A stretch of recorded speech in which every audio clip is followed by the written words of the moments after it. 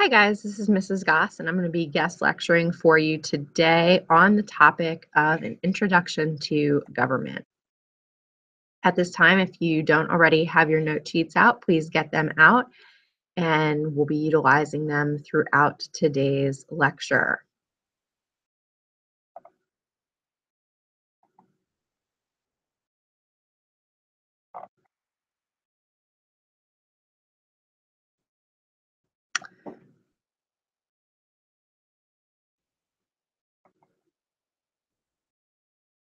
All right, so as you can see, we're going to be looking at three key questions today. We're going to be talking about what politics is. And the answer to that question is that politics is the struggle over power and influence within organizations like the government, schools, etc., or informal groups such as sports teams, clubs, and so on that can grant or withhold privileges or benefits. You've probably heard people use the term something is so political in regards to, sports or another activity that you might be involved in. And what that comes down to at its core is the fact is that there is someone or someone's in charge that makes a decision to grant or withhold privileges or benefits to those participating in a specific activity. On a larger scale, our national, state, and local governments also make decisions based on a variety of different factors to grant or withhold privileges or benefits to people within our societies. So, what exactly is a government? Well, a government is an institution through which a society makes and enforces its public policies. Again, thinking about this on a very broad scale, we think of our government in Washington, D.C., shown here with the photograph of our nation's capital. And what they're tasked with doing on a daily basis is to make laws and policies that are then carried out by the executive branch under the president that have an impact on the citizens. So, why exactly do we need government? Certainly, if you're listening to the news or hearing your parents or other people in your life discuss the news, you might think of government as one big hassle. But in fact, we do need government. We need government to form a more perfect union because in a union, there is strength. And when we bring people together, we have the ability to be stronger as an entire unit versus as individuals. We also need government to establish justice. Justice identified as reasonable, fair laws that everyone will follow. Because without justice, we can't have tranquility. Tranquility is another word for peace. And the best way for a society to have peace is to have an orderly society. We also want to provide for the common defense. Again, using that analogy that we're stronger as a single unit versus as an individual, think about the fact that if someone invaded American soil, if you were tasked with defending yourself and your family on your own without the help of our national military, that would be a pretty tall order. But if we have a common defense that provides for all of our citizens, we're much likely to remain safe as we have for nearly the past 250 years. We also need a government to promote the general welfare to make sure that all citizens are provided for and have access to the resources that they need to carry out their daily lives and remain safe. And lastly, to secure the blessings of liberty. Liberty, of course, being rights and freedoms of the American people. Now, have you heard these terms before? Have you seen this set up before? Think about it for just a moment. Can anybody answer that question? If you said the preamble to the Constitution, you are indeed correct. And so these things collectively show why we need a government, which at their root is to provide for security and order. If we don't have these things, there is a chance for chaos to erupt and rule a society. For example, if you look at Somalia, a nation that's known for their naval pirates, they've lacked a central government since 1991, and people there live in a constant state of chaos and fear. In Iraq, shortly after the government of Saddam Hussein was overthrown, looting broke out because there was no central authority that was recognized by the Iraqi people. The United States Army eventually played that role, but it took a long time for them to establish order. And since we have pulled many of our troops out of Iraq, a power vacuum has ensued there and, of course, has resulted in the rise of groups such as ISIL. Additionally, you also need government for protection from the government and to protect liberty. And these are consistent freedoms for all members of society. America espouses liberty by creating a Bill of Rights to make sure that all citizens have protections from the government itself. Now, some other important definitions that you should know are authority. Authority is the right and power of a government to enforce its decisions. You've heard the term authority before in your lives. For example, a teacher has authority over the classroom. Mr. Collins has authority over the school. Those people in your lives as individuals who have the right and power to enforce decisions.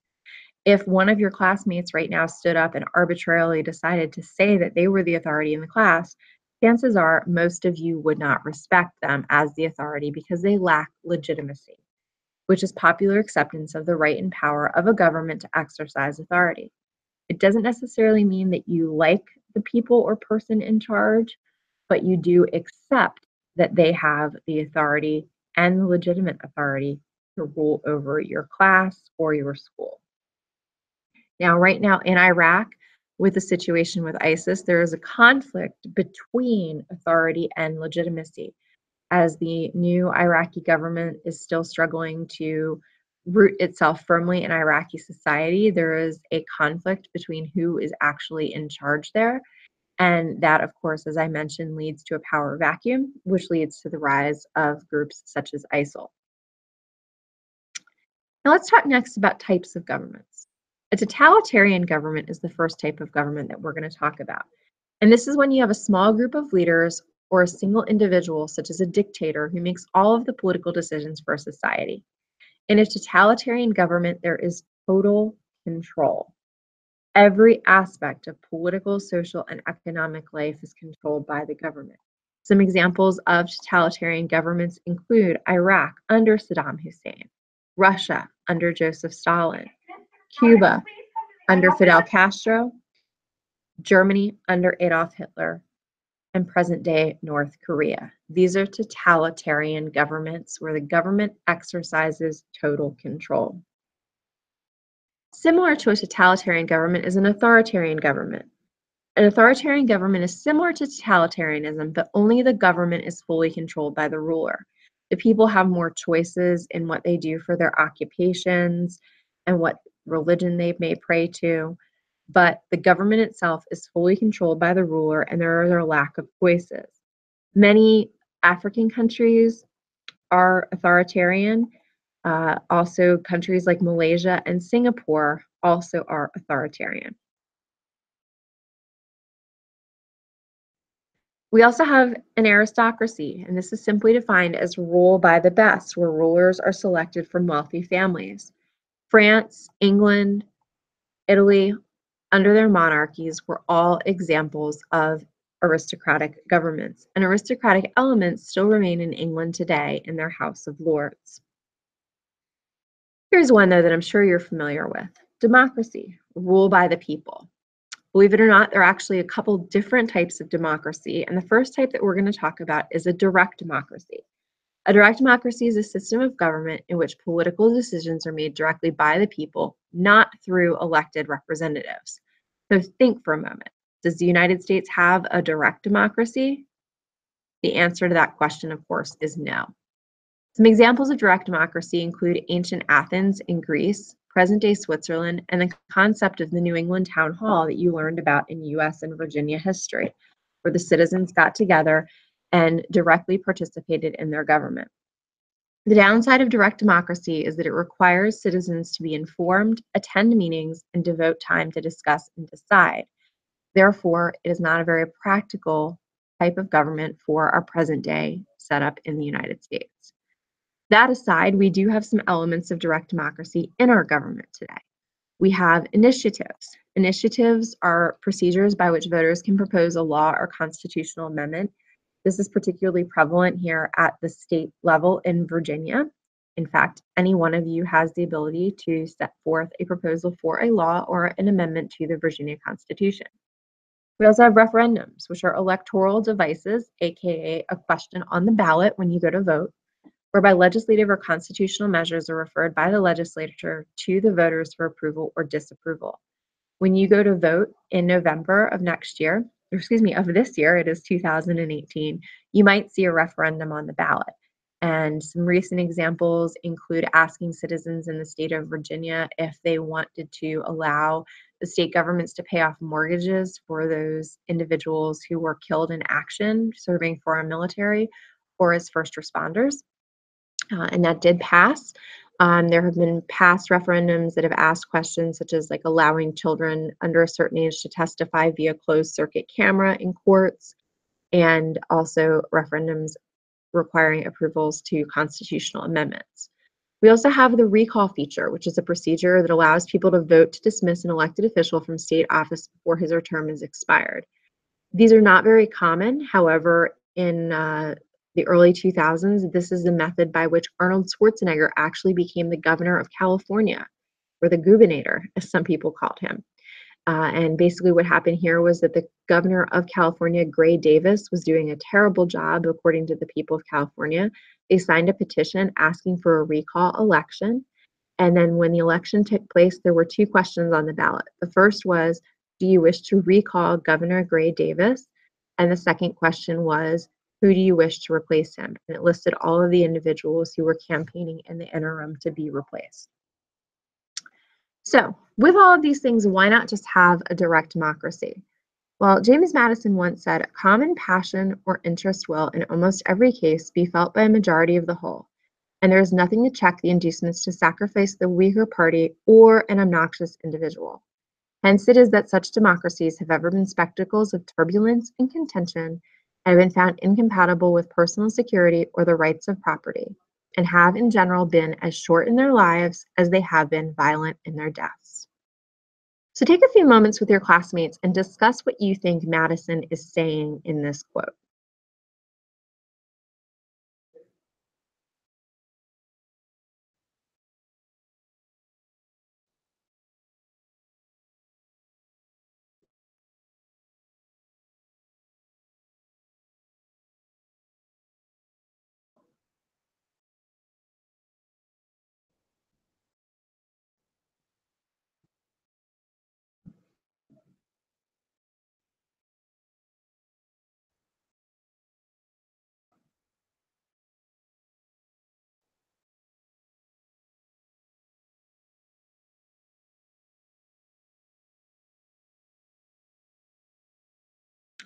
Okay, so now that you're done discussing, let's break it down. A common passion or interest will, in almost every case, be felt by a majority of the whole. What Madison's saying here is that in a society, there will always be a majority opinion. There will always be a group of people that are larger in proportion that feel a certain way about a certain topic. And in a direct democracy, because the decisions are being made by the majority, there's nothing to prevent the majority from doing bad things to those that are in the political minority or even to an obnoxious individual. And because of this, direct democracies have been spectacles of turbulence and contention and don't work very well with individual security or the rights of property, because the majority could choose to take the property of the minority. And as a result, they've typically had very short lives and have gone away in a very violent fashion. So what we have in the United States is actually called a democratic republic. And in a democratic republic, people hold the ultimate power over the government through the election process, but policy decisions are made by elected officials.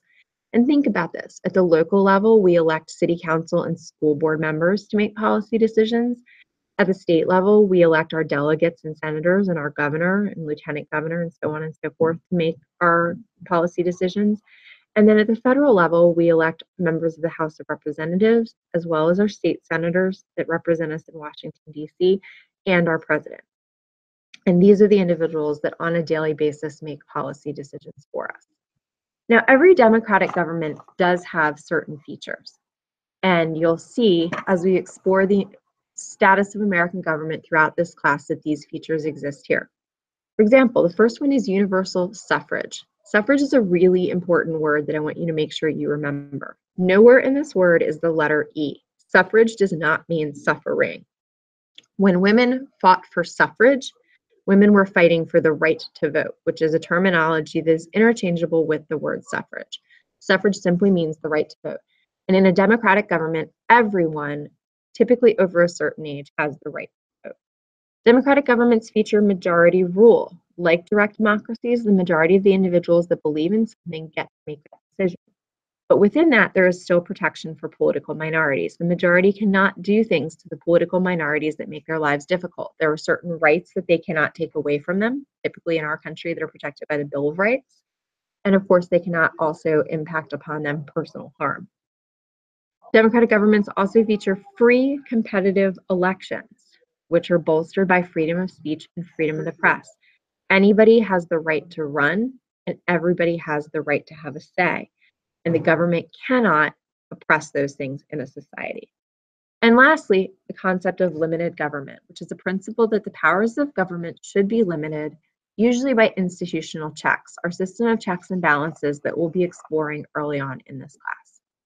I hope that you found this to be an informative lecture and look forward to returning as your guest lecturer again in the very near future.